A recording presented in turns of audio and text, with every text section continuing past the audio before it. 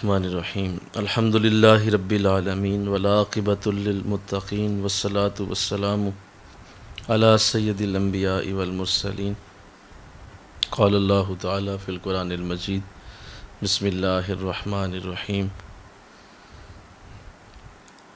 فَإِذَا قَرَأْتَ الْقُرْآنَ فَاسْتَعِذْ بِاللَّهِ مِنَ الشَّيْطَانِ الرَّجِيمِ صدق اللہ العظیم رب اشرح لی صدری ویسر لی امری واحلل عقدۃ من لسانی یفقہوا قولی ان اللہ وملائکتہ یصلون علی النبی یا ایہا الذین آمنوا صلوا علیہ وسلموا تسلیما۔ مل کے پڑھیے صلاۃ والسلام علیک یا رسول اللہ وعلی آلک واصحابک یا سیدی یا حبیب اللہ، صلاۃ والسلام علیک یا سیدی یا رحمۃ للعالمین وعلی آلک واصحابک یا سیدی یا خاتم النبی۔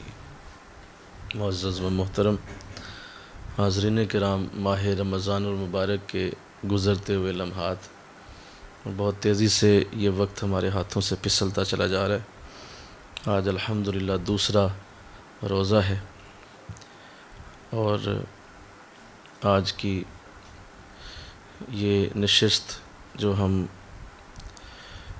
آئیے دین سیکھیے کورس کے نام سے ہر سال کرتے ہیں، اس میں آپ سب کو خوش آمدید ہے۔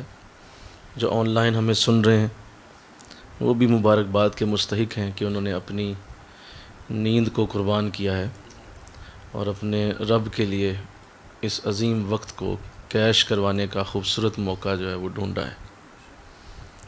وقت تو وہ ہے جو سونے والے کا بھی گزر گیا ہے اور وقت وہ ہے جو جاگنے والے کا بھی گزر گیا ہے، دونوں کا ہی وقت گزر ہی جاتا ہے۔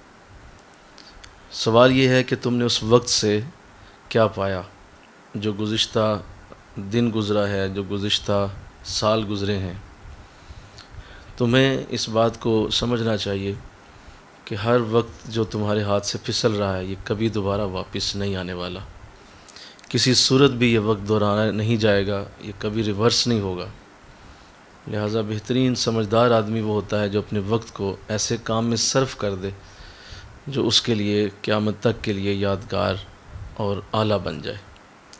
اور اس کائنات میں اللہ کے ذکر سے بڑھ کے کوئی شے نہیں ہے، لہٰذا بہترین اپنے وقت کا استعمال اللہ کی یاد ہے، اور اللہ کی یاد جو ہے وہ رمضان میں تو خیر اور برکت اور رحمت کا انداز رکھتی ہے، اور جس میں رمضان کے بھی ساتھ برکت والے معاملے شامل ہو جائیں تو اس اللہ کی یاد کا انداز اور ہوگا۔ تو الحمدللہ یہ ہمارا وقت جو ہم ہر رمضان میں اس وقت دیتے ہیں، میں نے قبلہ عالم کے ساتھ کثیر سالوں میں یہ چیز دیکھی تھی کہ یہ جو فجر کے بعد کا وقت ہوتا تھا اس میں آپ خصوصی طور پہ ایسی سیٹنگز کا اہتمام کرتے، آج بھی کرتے ہیں۔ تو حالانکہ پورا دن ہوتا ہے لیکن آپ اس وقت کا خصوصی اہتمام کرتے تھے۔ تو میں نے پھر اس کا بہت زیادہ دیکھا ساتھیوں میں جو اس کی پابندی کرتے تھے، جو اس وقت کو یوٹیلائز کیا کرتے تھے، ان کی زندگی کی بہاریں علیحدہ رہی ہیں، ان کو اللہ نے الگ انداز سے نوازا ہے۔ اس کی وجہ یہ ہے کہ اس وقت جاگنا تقریباً بہت مشکل ہے، کیونکہ آپ سحری کر کے اچھی خاصی سحری کر کے تو اس کے بعد ایک جو ہے وہ نماز فجر بھی کوئی اتنی طویل نہیں ہے، 2 سنتیں ہیں 2 فرض ہیں، تو وہ پڑھے ہیں تو اس کے بعد انسان ذہنی طور پہ مطمئن ہو جاتا ہے کہ نماز بھی پڑھ لی ہے، سحری بھی کر لی ہے، تو لہذا اب جو ہے ٹھیک ہو گیا، بس اتنا ہی ہوتا ہے نا، اتنا زیادہ نہ دیندار بنو، تو لہذا سو جاؤ۔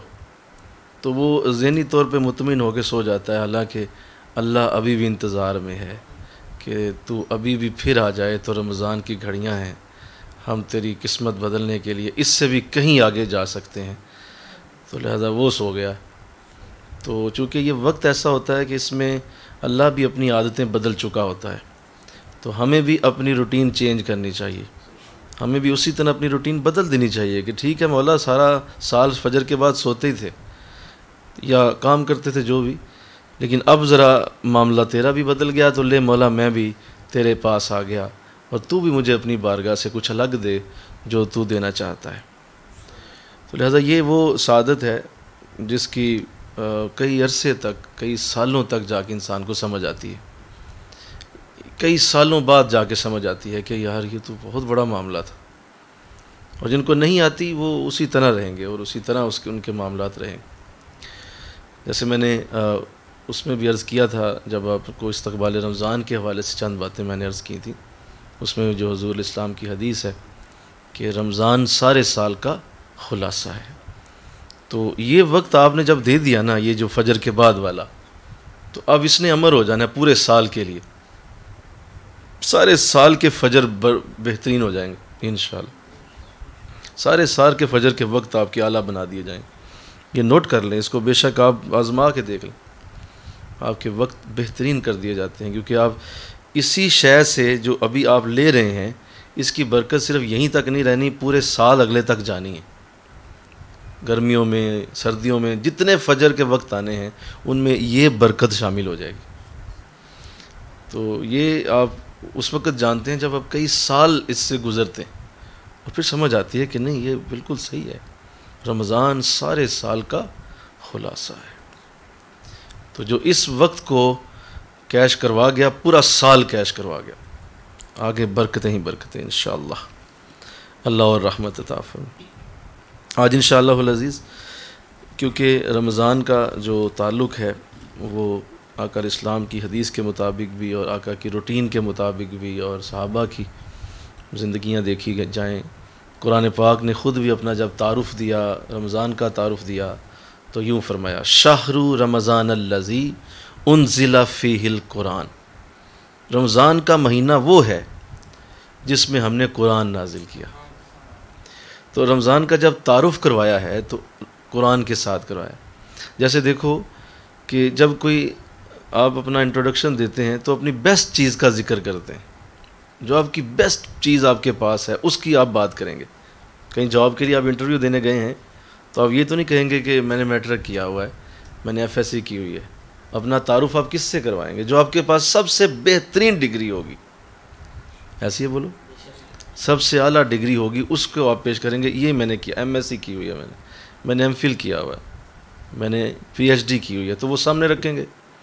باقی جو پیچھے چیزیں ہیں وہ انڈرسٹوڈ ہیں کہ آپ نے ایف ایس سی بھی کی ہوئی ہے، آپ نے جو ہے وہ بی ایس سی بھی کی ہوئی ہے، یہ سارا کچھ آپ نے کیا ہوا ہے، وہ انڈرسٹوڈ ہے۔ تو لہذا یہ جو ہے وہ اتنا خوبصورت نقطہ ہے کہ اللہ نے جب رمضان کا تعارف کروایا ہے تو جو اللہ کے پاس سب سے بیسٹ چیز تھی اس کا ذکر فرمایا، سب سے جو اعلیٰ شے تھی اللہ کی بارگاہ، اپنا کلام، بلکہ کہو سبحان اللہ، اس کا اپنا کلام جو سب سے اوپر ہے، سب سے بلندی پہ، اس کا ذکر کیا۔ اسی لیے حضرت مجدد الفسانی رحمۃ اللہ علیہ آپ مکتوبات شریف میں فرماتے ہیں کہ حقیقت قرآن حقیقت محمدیہ سے افضل ہے۔ پھر سنو کیا بلایا، حقیقت قرآن حقیقت محمدیہ سے افضل ہے،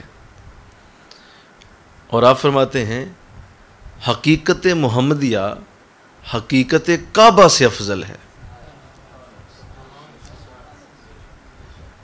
تو یوں آپ نے اس کی ترتیب بنائی کہ اس کائنات میں سب سے جو متبرک، سب سے جو مبارک مقام ہے وہ کعبہ ہے۔ تو آپ فرماتے ہیں جو کعبے کی حقیقت ہے، یعنی کعبہ جو حقیقت میں ہے، ایک تو نظر آتا ہے وہ تو فزیکلی ہے، جو حقیقی طور پہ اس کا جو ریالٹی کا معاملہ ہے، جو اصل میں کعبہ ہے، وہ اللہ کی مخلوق ہے، وہ اللہ کی مخلوق ہے، اور مخلوقات میں سب سے اوپر محمد مصطفیٰ صلی اللہ علیہ وسلم کی ذات۔ آپ کی حقیقت کعبے کی حقیقت سے بہتر ہے، لیکن جب آپ حقیقت قرآن پہ آئیں گے تو حقیقت قرآن جو ہے وہ حضور کی حقیقت سے بھی بہتر ہے، افضل ہے۔ کیوں؟ کیونکہ حقیقت قرآن خود اللہ ہی کی ذات ہے، حقیقت قرآن خود اللہ ہے، خود اللہ کی ذات کریمہ مراد ہے، کلام خدا ہے، یہ مخلوق نہیں ہے، یہ پیدا نہیں ہوا، اس کو پیدا نہیں کیا گیا، یہ اللہ کا کلام ہے۔ تو اللہ کا کلام جو ہے وہ اللہ کی حقیقت کے ساتھ جڑتا ہے، خود خدا کی ذات کریمہ ہے، تو لہذا اللہ نبی سے بڑا ہے۔ تو اس لیے جب اس کا تعارف کروایا رمضان کا، تو آپ اب اندازہ کریں رمضان کی عزت و برکت۔ اب آپ کے سامنے ایک چھوٹا سا میں نے زاویہ رکھا ہے کہ رمضان کی عزت و برکت کا تعلق خود خدا کی ذات کے ساتھ، اس قدر برکت و رحمت رکھ۔ تو لہٰذا یہ جو مہینہ ہے اس کا تعلق قرآن کے ساتھ ہے، یعنی جو بھی رمضان پائے گا وہ ضرور اس کا اہتمام کرے، روزے تو رکھے گا ہی، روزے تو اس کے ہیں ہی ہیں، ظاہر ہے روزہ بہت بڑی سعادت ہے، رمضان کا حکم بھی روزہ ہے، جو بھی تم میں سے رمضان پائے روزے رکھے، قرآن نے حکم دیا۔ لیکن اس میں جو کرنے کا کام ہے، روزہ تو رکھنا ہے، وہ تو ایک پوری کی پوری اس کی روٹین میں شامل ہے، لیکن جو قرآن کے ساتھ رمضان کا تعارف کروایا ہے، جو رمضان میں کرنے کا کام ہے، وہ قرآن کے ساتھ شغف ہے، وہ قرآن کے ساتھ لگ جانا ہے، وہ قرآن کے ساتھ جڑ جانا ہے۔ تلاوت کرو، تفسیر پڑھو، اس کی الفاظ کی ادائیگی سیکھو۔ ابھی تو لاک ڈاؤن ہے تو بہت زبردست موقع ہے لوگوں کے پاس، بہترین موقع ہاتھ آیا ہے کہ اتنا وہ وقت بھی ہے، حالات بھی کچھ ایسے ہو گئے ہیں کہ لوگوں کے پاس اب وقت کافی ہے۔ تو میرا خیال ہے کہ اس سے بہتر اور کوئی وقت نہیں تھا کہ ایک لاک ڈاؤن بھی کر دیا اور ساتھ رمضان بھی دے دیا۔ ہاں لاک ڈاؤن تو کر دیا، کسی آزمائش سے رمضان دے دیا، ہم اس کو کیش کروائیں، اور اس کے لیے قرآن کے ساتھ اپنی روٹین بیسٹ کریں، بہترین کریں۔ پچھلے سال بھی میں نے عرض کیا تھا کہ ابھی بھی ایسا ہی ہے، شروع کیا ہوا ہے کہ پورا مہینہ رمضان شریف کا گزرا تھا تو میرا 1.5 پارہ بھی پورا نہیں ہوا تھا۔ ہر لفظ کی، ہر آیت کے پیچھے پوری ڈیٹیل جاننے کی کوشش کی۔ آج کل تو انٹرنیٹ کا دور ہے، اور اب تو آپ کو لائبریریز میں جانے کی ضرورت ہی نہیں ہے، جسٹ 1 کلک آپ کسی بھی اچھی لائبریری میں جا سکتے ہیں، وہاں سے تفاسیر دیکھ سکتے ہیں، اور پھر باقاعدہ بیٹھ کے اس پہ ریسرچ کر سکتے ہیں۔ ایک آیت کو کھول لیں، سورہ فاتحہ میں الحمد سے شروع ہوں تو دیکھیں کہ یہی آیت جو ہے پیر کرم شاہ صاحب نے کیسے بیان کی ہے، یہی آیت تفسیر روح البیان میں کیا ہے، یہی آیت جو ہے وہ آ جائیں آپ تو مجمع البیان میں کیسے بیان ہوئی ہے، تبیان القرآن میں کیسے بیان ہوئی ہے۔ بڑی بڑی خوبصورت تفسیریں ہیں، ابن کثیر نے اسے کیسے لکھا ہے۔ آپ ایک آیت پکڑیں نا، آپ زیادہ آیتوں پہ نہ جائیں، 5-7 تفسیریں رکھیں اور ان کی مختلف جگہوں سے تفسیر اٹھائیں، خدا کی قسم آپ کا دل باغ باغ ہو جائے گا، آپ کو لگے گا یار اس قدر نالج، اس قدر خوبصورت باتیں ایک آیت کے اندر، کیونکہ ظاہر ہے ہر مفسر کا ایک اپنا ریسرچ کا انداز، اپنی اس کی ایک باطنی کیفیت، اپنی اس کی محبت پیار قرآن سے، اور اللہ کا تعلق بھی اس کے ساتھ اپنا ہوتا ہے۔ تو چونکہ الگ الگ تعلق ہوتے ہیں تو وہ پھر تعلق جب اٹھائے جاتے ہیں، پھر سب کو ملایا جائے تو پھر جو ہے وہ قرآن کا حقیقی رنگ سامنے آتا ہے۔ تو چونکہ ان بندوں سے اللہ نے کام لینا، نہ بولو کوئی جبریل تو نہیں ابھی آئیں گے اور وہ بتائیں گے سورہ فاتحہ کی اصل تفسیر کیا ہے، وہ بندوں کے ذریعے ہی اللہ کھولے گا۔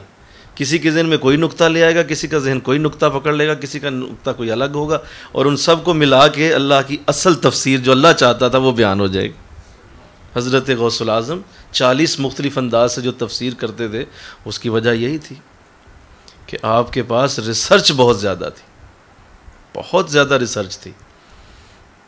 ہم صرف پڑھ کے تو اتنا ہی پڑھ کے کہ ساری تعریفیں اللہ ہی کے لیے ہیں اور جو سارے جہانوں کا پالنے والا ہے، اور جو ہے وہ سمجھتے ہیں کہ حق ادا ہو گیا۔ بھائی حق ادا کہاں ہوا؟ ابھی تو صرف اس کا ترجمہ پڑھا ہے، ابھی صرف اتنا پتہ چلا ساری تعریفیں، کون سی تعریفیں، کیسی تعریفیں، کس نے کی ہیں تعریفیں، کون کر رہا ہے تعریفیں، سارے عالمین کا رب ہے، عالمین کون سے ہیں، سارے کہاں ہیں، کتنے ہیں، کہاں پہ ہیں، کس انداز سے ہیں، بڑے سوال جنم لیتے ہیں۔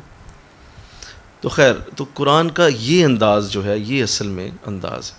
اور جیسے میں نے اس میں عرض کیا تھا کہ آقا علیہ السلام جب حضرت جبریل علیہ السلام کے ساتھ قرآن کا دور کرتے تھے تو وہ یہ تھا، وہ یہ دور ہوتا تھا، ایک ایک آیت کے 1000 قسم کی تفسیریں جو ہیں وہ حضور کھول کے سامنے رکھ، صحابہ اس سے فائدہ اٹھاتے۔ تو یہ کیا جائے انشاءاللہ. کہو جو مجھے سن رہے ہیں وہ بھی سمجھیں کہ اتنا عظیم مہینہ جس کا تعارف ہی قرآن کے ساتھ کیا گیا. وہ تو کہا نا اس میں روزے رکھو بس، وہ تو اور چیز ہوگی نا، اس کے آگے معاملہ. لیکن جہاں کہا کہ میرا یہ مہینہ جو ہے اس میں ہم نے قرآن اتارا ہے، تو وہ جو اتارا ہے وہ اسی مہینے میں اس لیے اتارا ہے کہ اس کے ساتھ اصل میں تعلق قرآن کا ہی ہے. میں اب ایک بات کر کے اصل بات کی طرف آ جاؤں. کہا اس مہینے میں قرآن اتارا ہے، تو پتہ چلا کہ قرآن کے لیے بیسٹ وقت رمضان تھا، تبھی اتارا. مل کے کہو نا سبحان اللہ. قرآن کے لیے بولو بہترین وقت یہی تھا نا. مطلب کوئی اور مہینہ بھی ہو سکتا تھا لیکن اللہ نے نہیں انتخاب کیا، رمضان کا انتخاب کیا. اس کا مطلب یہ جو گھڑیاں ہیں ان میں قرآن رچا بسا ہے. قرآن کے لیے ان گھڑیوں کا انتظار کیا گیا اور پھر قرآن اتارا. قرآن کو اتارنے کے لیے سوٹیبل ترین وقت کا انتخاب کیا گیا رمضان. یا پھر یوں کہہ لو کہ رمضان میں اتارنے کے لیے سب سے بہترین شے کا انتخاب کیا گیا قرآن. دونوں طرف سے آؤ نا، قرآن کی طرف سے آؤ تو رمضان بولو، رمضان کی طرف سے آؤ تو قرآن. تو ان دونوں کی مجدد پاک رحمۃ اللہ علیہ ایک جگہ یوں بھی بیان فرماتے ہیں مکتوبات شریف میں کہ رمضان اور قرآن ایک جیسے ہیں، ان کے ایک جیسے معاملات ہیں، تبھی جو ہے وہ ان دونوں کو ایک ساتھ رکھا گیا. پھر یہ کہ ظاہر ہے اصل میں ایک اور بات بھی ہے بہت اہم، میں چاہتا ہوں اس پہ بھی آپ کی توجہ ہو. اور ظاہر ہے یہ ایک نالج ہے، ایک علم ہے جس کو اگر آپ اندر رکھیں گے سینے میں تو اس بہت سارے مسائل آپ کے ویسے ہی حل ہو جائیں گے. بے علمی اصل میں مسائل پیدا کرتی. تو دوسرا یہ ہے کہ رمضان سے بہتر قرآن پڑھنے کے لیے ماحول بھی کوئی نہیں ہے. اگر میں یوں کہوں، میں رمضان کا لفظ بدل دوں تو رمضان اصل میں ایک ماحول کا نام ہے. یہ ایک انوائرمنٹ ہے جو کریٹ کی جاتی ہے پوری دنیا میں. مسلمانوں کے اندر اسے کریٹ کر دیا جاتا ہے، پوری انوائرمنٹ کریٹ ہو جاتی ہے. صبح سے شام تک آپ نے کوئی کھانا پینا نہیں ہے، آپ نے دیگر معاملات سے اپنا ہاتھ اٹھا لینا ہے اور اپنے کاروباری معاملات سمیٹنے ہیں. آپ کی جو جنسی ضروریات ہیں انہیں بھی آپ نے پورا نہیں کرنا، آپ کی جو جسمانی ضروریات ہیں ان سے بھی آپ نے رکنا ہے. تو یہ سارا کچھ بریک کیوں؟ قرآن کے لیے ماحول بنایا. قرآن کے لیے بولو ماحول بنایا. رمضان ایک ماحول ہے اللہ. اور پھر ایک ایسا اعلیٰ کلام کہ کوئی کتاب ہوتی ہے وہ فزکس پہ ہے، بڑی اچھی کتاب، کوئی کتاب ہوگی کیمسٹری پہ، کوئی کتاب بایو پہ، کوئی کتاب جینیٹکس پہ، کوئی کتاب اسٹرانومی پہ، کوئی کتاب اردو پہ، کوئی پنجابی پہ، کوئی اپنی کسی ایک ڈپارٹمنٹ پہ ہوگی نا. اس کو جب لکھا جائے گا کہ اس کا کوئی ایک ڈپارٹمنٹ ہوگا جس کے اندر وہ بہت ہی اعلیٰ درجے کی ریسرچ رکھتی ہوگی. چلو 2 ڈپارٹمنٹ ہو جائیں گے، 3 ہو جائیں گے، اس سے زیادہ نہیں کوئی لکھ سکتا. ایک بک میں کتنے کو آپ ڈپارٹمنٹ کی ہائیسٹ پیک پہ جائیں گے؟ یہ کسی انسان کے لیے ممکن نہیں کہ اتنے ڈپارٹمنٹ کھول کے اس کی ہائیسٹ پیک کو بیان کرے کسی کتاب میں. قرآن یہ کر سکتا ہے، ایک ہی جگہ سارے علوم کی پیک بیان کر دی گئی، سارے علوم کی چوٹیاں ایک جگہ کے اوپر رکھنا یہ صرف قرآن کے اندر ممکن. تمام علوم کو ایک جگہ اکٹھا کیا. اس کے اندر کچھ بھی نکالو، تمہارا اب کام ہے، تم خود ریسرچ کرو، ہم نے تمہیں دیا ہے تمام علوم کو ایک جگہ اکٹھا کر. اللہ، یہ تو ہے میں نے کوشش کی ہے باطنی علوم پہ، اور جو ہے وہ اس کے بعد جب پڑھنا شروع ہوگا قرآن، اب جب قرآن کے اوپر آپ شروع کریں گے اس کو پڑھنے کے لیے تو اس کے آداب علیحدہ ہیں. میں چاہتا ہوں کہ اسے ہم اگلی نشست میں بیان کریں. یہ متقاضی ہے اس بات کا کہ ہم تھوڑا سا اس پہ اچھے انداز سے غور کریں. یہ بھی چند باتیں جو آپ کے سامنے رکھی ہیں دوبارہ دہرا دیتا ہوں. سب سے پہلا ادب یہ کلام خدا ہے. بولیے کلام خدا ہے، یہ پہلے ذہن میں رہے، اور اس کو شوق سے روز پڑھ کہ یہ کلام خدا ہے. کس پر اترا ہے؟ اس کو ذہن میں رکھے.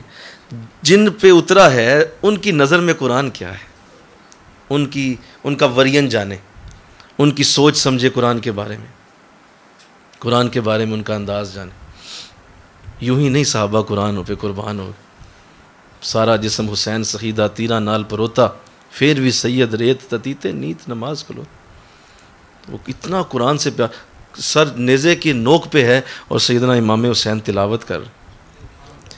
اللہ، کوئی آیت نہیں بدلی، کوئی مقابل نہیں ہے، ماضی اور حال مستقبل تینوں بیان ہیں، اور پھر سارے علوم ایک جگہ پہ.